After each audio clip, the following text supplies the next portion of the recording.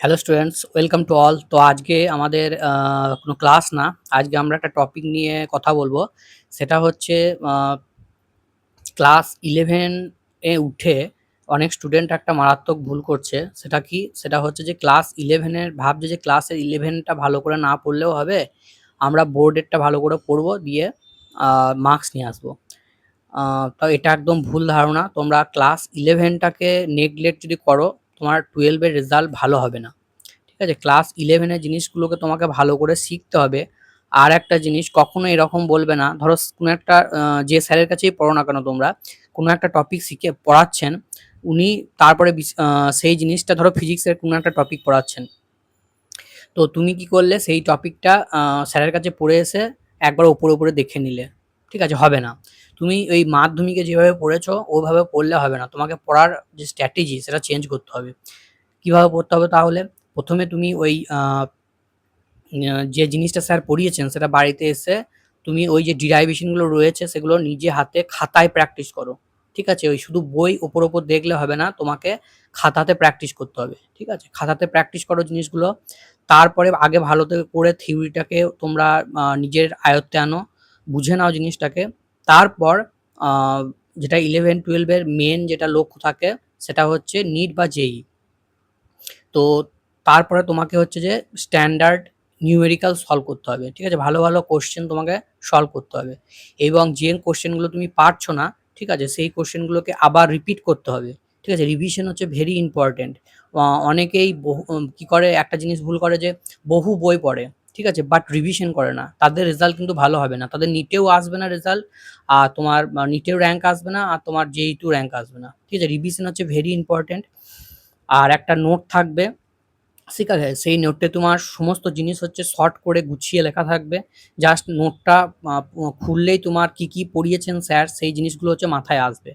আর যে বইটাই করো না কেন সেই বইটা হচ্ছে ভালো করে করো। আর আমি বলবো, নিট বা যেই যারা পড়ছো তারা শুধুমাত্র বাংলা মিডিয়ামের বইয়ে কাজ হবে না কো, তোমাদেরকে অবশ্যই একটা ইংলিশ মিডিয়ামের ভালো বই হচ্ছে ইউজ করতে হবে। ঠিক আছে? যারা যেই দিচ্ছ তার জন্য বলেছিলাম যে তোমরা কি কি বই পড়তে পারো, সেটা একটা আলাদা ভিডিও বলেছিলাম, বা নিট যারা দিচ্ছ তাদের জন্য বলেছিলাম। তো আলাদা, সেটা একটা আলাদা ভিডিও দেওয়া হবে। ঠিক আছে? কি কি বই পড়তে হবে, বাট তোমার এখন যেটা বলছি যে ক্লাস 11-এ যারা পড়ছো এইভাবে করবে না। ঠিক আছে? ক্লাস 11টা ওই মাধ্যমিকের মতো নয়। ঠিক আছে? মাধ্যমিকে তোমাদের ফিজিক্যাল সায়েন্সে যেটা ছিল তা সেটা কিছুই নয়। ঠিক আছে? 11-12-এর সিলেবাসটা হচ্ছে হিউজ সিলেবাস। তুমি যেহেতু সায়েন্স নিয়েছো সেহেতু আশা করা যায় তোমার একটা পড়ার মানসিকতা রয়েছে, বা তুমি পড়াশোনার ক্ষেত্রে পরিশ্রম করতে পারবে সেই ভেবেই হয়তো তুমি সায়েন্সটা নিয়েছো। ঠিক আছে?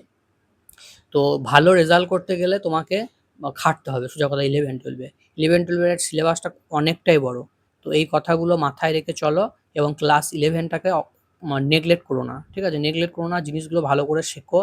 আর আমি যেটা মনে করি যে স্যারের কাছে পড়ে আসার পরে তুমি বাড়িতে যদি জিনিসটা আধ ঘন্টা সময় দাও, তোমার পুরো জিনিসটা আয়ত্তে চলে আসতে পারে, কিন্তু সেইটুকু সময়ও তোমরা দাও না।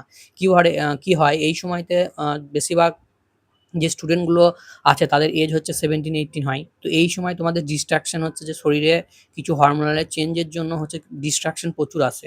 ঠিক আছে? তো এই ডিস্ট্রাকশনগুলোকে অ্যাভয়েড করো, এবং যে জিনিসটা করবে সেটার সম্পর্কে তোমার একটা ক্লিয়ার আইডিয়া থাকা দরকার। এবং ওই যেটা বললাম 11টাকে তোমরা ভালো করে পড়ো, তাহলে দেখবে 12-এ ভালো রেজাল্ট হবে। এবং নিট বা জেইর জন্য তোমাকে 11টাকে ভালো করে যদি তুমি নিট বা জেইর জন্য কাজে লাগাতে পারো, তাহলে তোমার বোর্ডের সঙ্গে রেজাল্টটা নিট জেই দুটোরই হয়তো ভালো হবে। 11-এর সময়টা যারা নিট বা জেই দিচ্ছ তাদের জন্য ভেরি ভেরি ইম্পর্টেন্ট, কারণ 12-এ এসে তোমার বোর্ড শুরু হয়ে গেল। ঠিক আছে? তাহলে 11-এ আমি সেই জিনিসটাকে হচ্ছে গুছিয়ে রাখবো, সেই জিনিসটা যতটা পারা যায় আমি এগিয়ে রাখবো। ঠিক আছে? তো এই জিনিসগুলো যেগুলো বললাম সেগুলো মেনে চলো। আর না হলে হাজার গোন্ডা বড় বড় স্টাডি মেটেরিয়াল কিনে কিচ্ছু হবে না গো। ঠিক আছে? তুমি যদি ঠিকমতো পরিশ্রম না করো, তাহলে কিচ্ছু হবে না। আর তুমি যদি ঠিকমতো প্ল্যানিং করে পরিশ্রম করো, তাহলে কি বললাম, একটা বই ধরে সেই বইয়ের যে ইলাস্ট্রেশন বা এক্সাম্পলগুলো রয়েছে সেইগুলো করার পর সেই বইয়ের যে নিউমেরিক্যালস রয়েছে সেই নিউমেরিক্যালসগুলো প্র্যাকটিস করবে। অবশ্যই বইটা আমি কি বললাম, ইংলিশের হতে হবে। ওই বাংলা মিডিয়ামের বই ভালো নিট বা যেই জন্য নেই, বোর্ডের জন্য রয়েছে। বোর্ডের জন্য যেটা তোমরা ছায়া বা সাঁতরা যেগুলো পড়ো সেগুলো দিয়ে বোর্ডের জন্য হয়ে যাবে, বাট নিটের জন্য ইংলিশ মিডিয়ামের বই ছাড়া তোমার বিকল্প নেই। ঠিক আছে? নিট বা জেইর জন্য। তো এই জিনিসগুলো আমি যেগুলো কথাগুলো বললাম প্রত্যেকটা কথা ইম্পর্টেন্ট, মাথায় রাখো, তাহলে অবশ্যই তোমাদের রেজাল্ট ভালো হবে এবং আশা করি তোমরা নিট বা জেইতে একটা ভালো রেজাল্ট নিয়ে আসতে পারবে।